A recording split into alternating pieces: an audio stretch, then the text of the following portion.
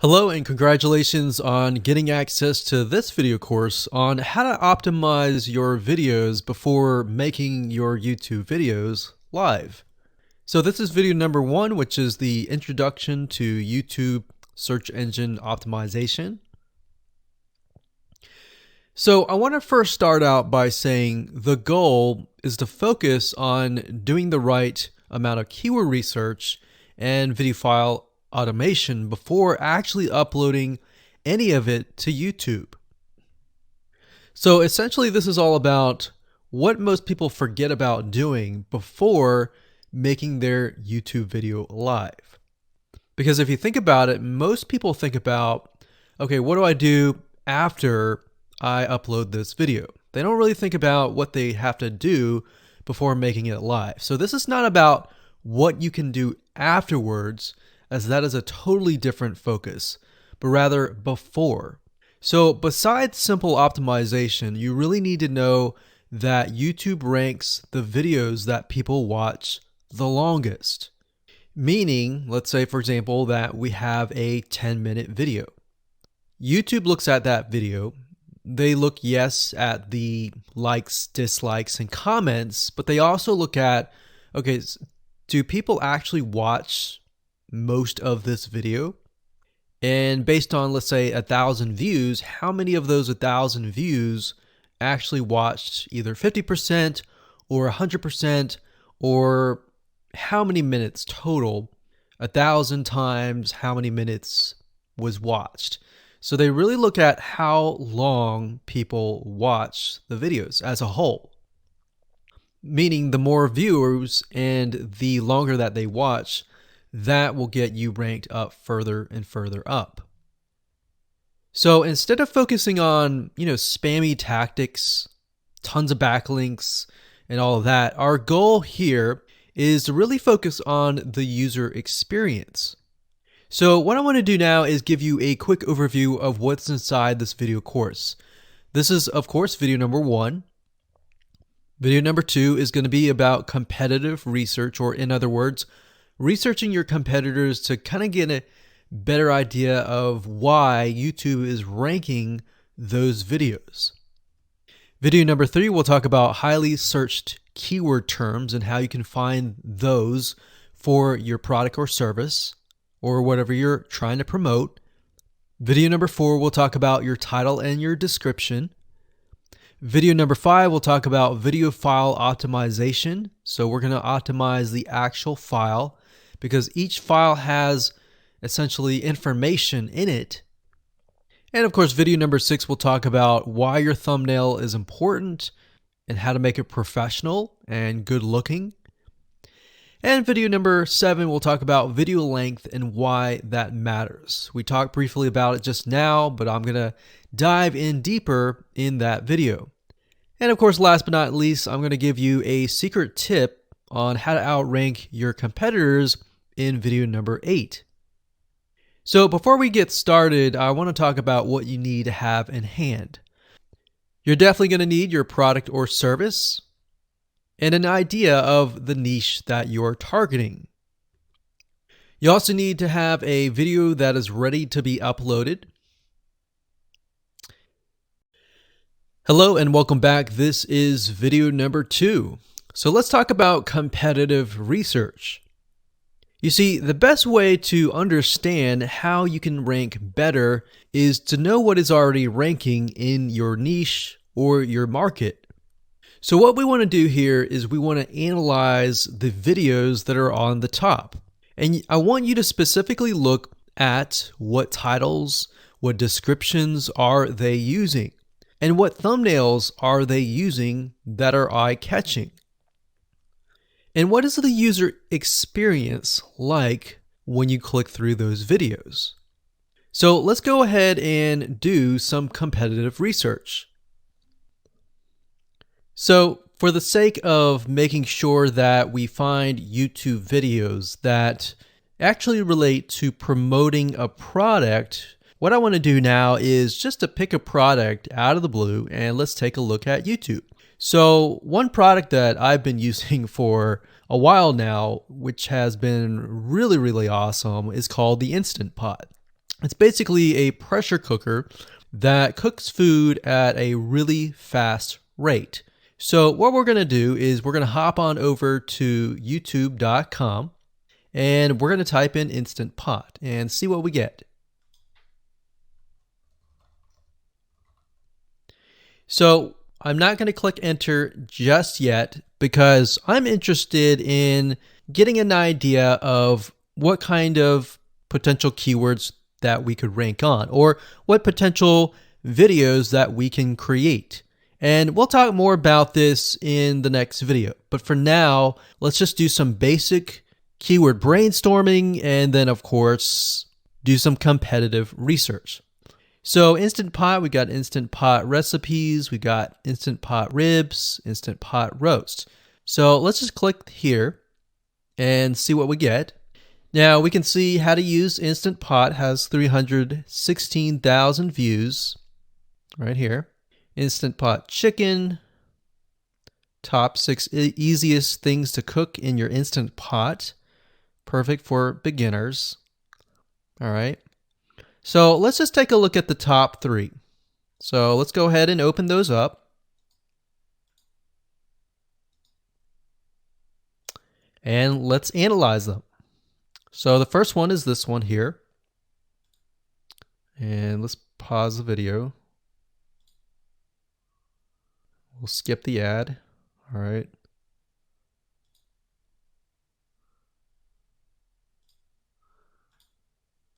Okay, so how to use the Instant Pot 101 for beginners. So if we think about the type of audience that the Instant Pot attracts, it attracts somebody who has a busy life, who may be a beginner at cooking and just wants a quick and easy meal done fast. So we can see that. So one thing that I like to do is I like to copy the titles to Notepad. Just kind of get an idea of what we're dealing with. So that's the title. Looks like she's promoting an Amazon affiliate link. We can see that here, Amazon.to. We've got Instant Pot hacks, Instant Pot yogurt, and all that. So what she's doing, it's very funny, but she may not realize she's doing this, but what she's using is a method called siloing. And she's basically telling YouTube, hey, not only do I have this video on Instant Pot, I've got Instant Pot hacks, yogurt, recipes, and other recipes. So let's just copy that in here. So that's video number 1. So we're going to rank it from video 1, video 2, and video 3. Let's scroll down a bit. We've got 373 comments. I will say when it comes to YouTube, they're looking for engagement. So comments is good, likes are good, even dislikes are good as well. Even though dislikes are bad from a human standpoint, it tells YouTube that there is engagement. All right. So sometimes we're going to be able to view, we can't do it here, but sometimes you'll actually be able to view more data. But for now, you can't hear. Now, we can actually dig deeper if we want to. So let's just take a look at Natural Brittany's YouTube channel. Because when you're doing competitive research on YouTube, it's not just that particular video. It's actually the whole YouTube channel as a whole. The authority that that channel holds. So she has 116,000 subscribers. Click on the videos. She has a good amount of videos that talk about anything, looks like from cooking, from budgeting, from grocery, a lot of very similar videos. So let's scroll down. And now let's go ahead and take a look at the second highest ranking video. So if we go back over to here, and this is the Instant Pot chicken, cook with me, meal planning, meal prepping, Sunday setup. So let's go here, take a look.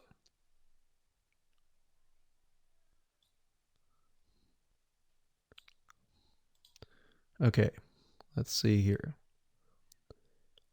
So it's a 20-minute video, all right, and it has 658 likes, 5,000 views.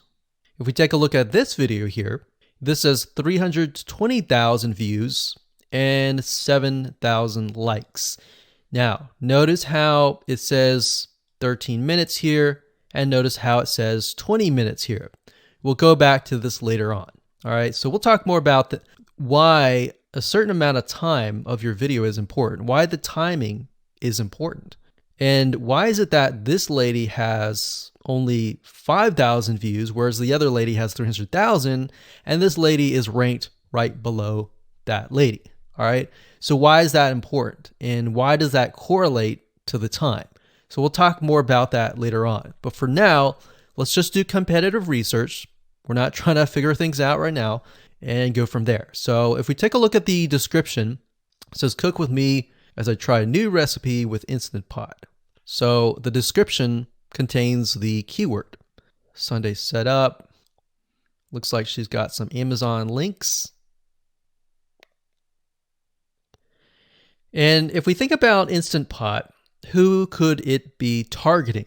All right, so this lady calls out people who are trying to prep on Sunday. So if we can get an idea of who it's targeting mothers, it's targeting people who are busy, who maybe only have time on Sundays to set things up. And chicken is a common thing, so maybe she's getting a lot of clicks. We don't know exactly, but we know that the headline and the description work together in getting clicks. All right, back over here, this is the third one. So let's take a look at this one. So this one is 8 minutes, but it has a lot more views than those other two videos, but it's shorter. It's shorter, but it has longer amount of views, and it's third.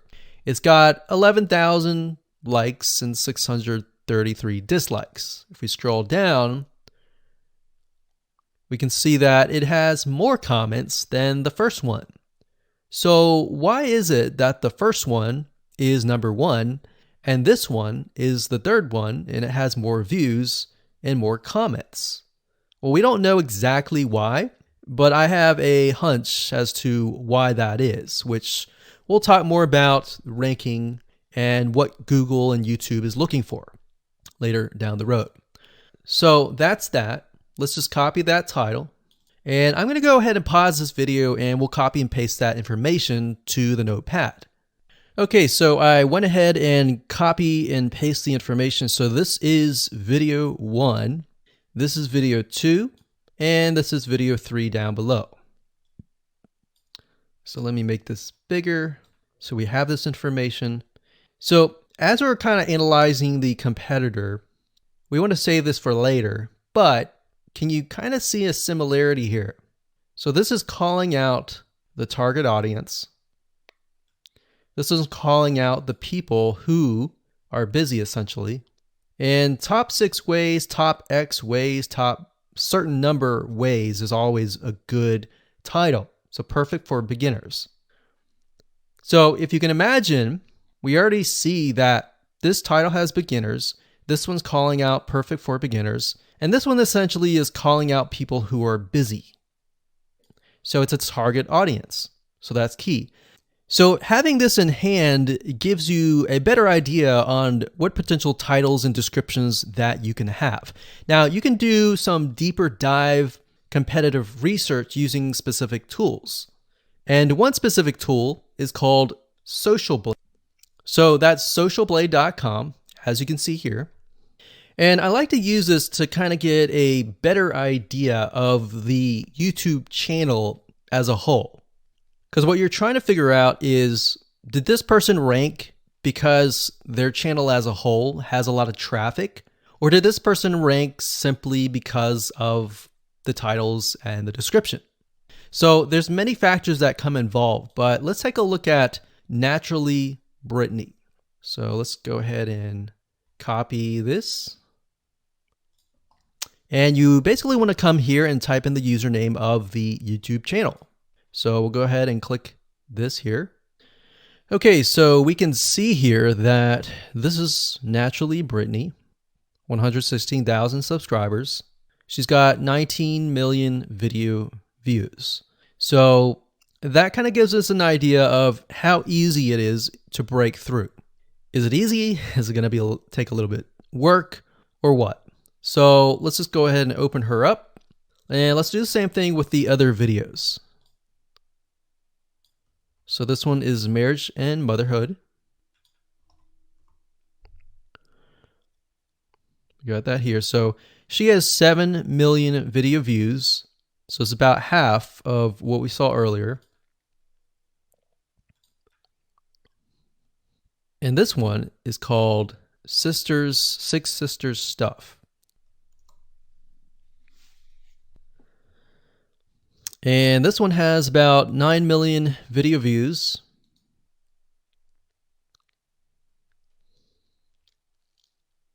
So right off the bat, we can see that if we were to rank on the keyword Instant Pot, it's going to take a lot to break through. But the way we can break through is by using essentially subcategories of that keyword.